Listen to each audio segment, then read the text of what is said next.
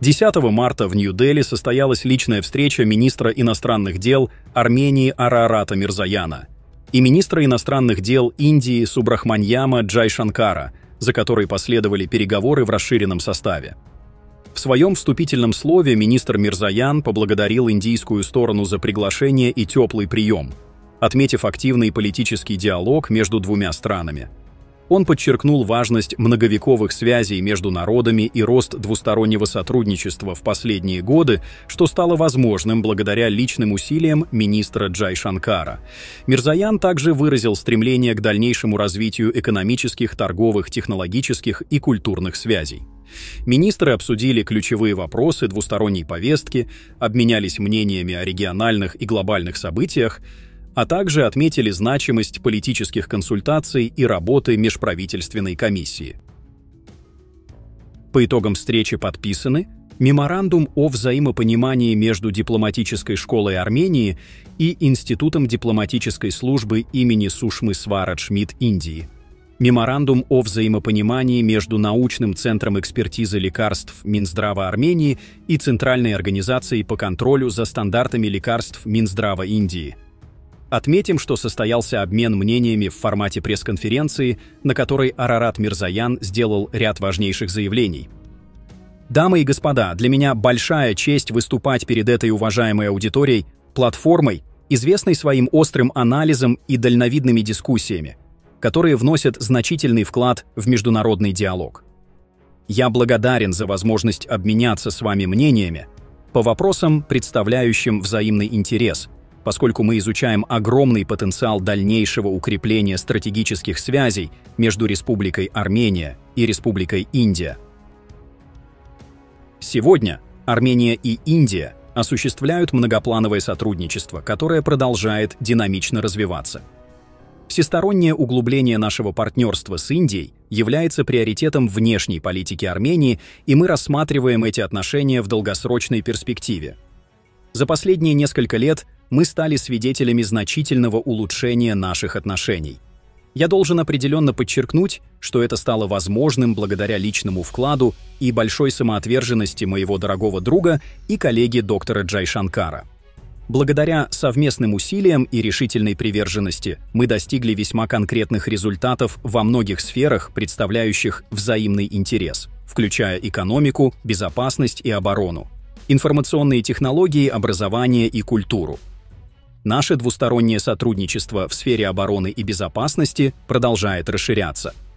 Мы приветствуем первые консультации, проведенные между нашими министерствами обороны, и считаем, что назначение постоянных военных атташе представляет собой еще один ценный актив в развитии более глубокого сотрудничества в этой жизненно важной области. Армения и Индия могут наладить взаимовыгодное сотрудничество во всех сферах. Особенно перспективными направлениями для партнерства являются высокие технологии, образование, наука, туризм, авиация, логистика и фармацевтика. Сегодня мы живем во все более сложном мире. Мировое сообщество сталкивается с взаимосвязанными проблемами. События в одном регионе немедленно отражаются в других. Конфронтации, угрозы безопасности, серьезные нарушения прав человека и гуманитарные кризисы, глобальная неопределенность, изменение климата, нарушение глобальных цепочек поставок и ослабление продовольственной безопасности создают новые сложности в международных отношениях. К сожалению, Армения столкнулась с подобными проблемами напрямую. Несмотря на все трудности и угрозы безопасности, Армения последовательно работает над установлением прочного мира на Южном Кавказе. Мы твердо убеждены, что миру нет альтернативы, и только соглашения, достигнутые путем диалога, могут принести прочную стабильность и региональный прогресс. Возможно, это видение нельзя было бы лучше выразить, чем через знаменитое послание Махатмы Ганди: «Нет пути к миру, мир — это путь». Исходя из этого понимания, Армения добросовестно участвует в мирном процессе с Азербайджаном. И сегодня, как никогда ранее, мы близки к подписанию мирного договора, документа, устанавливающего межгосударственные отношения между двумя странами, основанные на уважении суверенитета, территориальной целостности, нерушимости границ и отказе от применения силы или угрозы силой. Важно отметить, что в прошлом году двусторонние переговоры уже привели к подписанию положения о делимитации границы между Арменией и Азербайджаном, признав Алма-Атинскую декларацию 1991 года в качестве основы делимитации. Алма-Атинская декларация подтвердила, что после распада Советского Союза административные границы Армянской Советской Социалистической Республики и Азербайджанской Советской Социалистической Республики стали международными границами между двумя независимыми республиками. Мы успешно делимитировали более 12 километров границы и на двусторонней основе работаем над эффективным продолжением этого процесса, что вносит значительный вклад в региональную стабильность. В контексте нормализации мы представили Азербайджану конкретные взаимовыгодные предложения по разблокированию региональной транспортной инфраструктуры, в результате чего и Азербайджан, и Армения смогут перевозить грузы через железнодорожную инфраструктуру друг друга. Кроме того, в целях региональной стабильности и предсказуемости мы выдвинули предложение о механизме взаимного контроля над вооружениями и проверки. К сожалению, мы не можем утверждать, что наш конструктивный подход полностью разделяется Азербайджаном. Более того, мы продолжаем слышать публичные заявления и заявления высокого уровня, касающиеся территориальных претензий к суверенной Республике Армения, в том числе через так называемый нарратив Западного Азербайджана. В то же время по-прежнему существуют гуманитарные проблемы, а именно ожидание освобождения задержанных. В настоящее время в Азербайджане проходят инсценированные судебные процессы против 23 граждан Армении, которые были произвольно задержаны с полным пренебрежением к стандартам прав человека и надлежащей правовой процедуры. Достижение полного урегулирования и прочного мира требует подготовки обществ к примирению. Нерешенные гуманитарные вопросы могут только помешать этому процессу. Армения также участвует в процессе нормализации отношений с Турцией. Мы считаем, что полная нормализация, особенно на данном этапе установления дипломатических отношений и открытия границ, будет в значительной степени способствовать региональному миру и стабильности.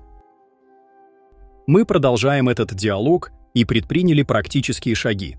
Армения успешно завершила строительство и техническую подготовку контрольно-пропускного пункта Маргара на границе с Турцией. Кроме того, в ноябре 2024 года представители профильных министерств Армении и Турции провели совещание по рассмотрению технических требований к пересечению границы на железной дороге Гюмри-Карс. Мы также договорились о совместной реставрации моста Ани, исторической достопримечательности, расположенной на нашей общей границе. Это дополняет уже реализованные решения по установлению прямых авиарейсов и устранению барьеров для авиаперевозок грузов.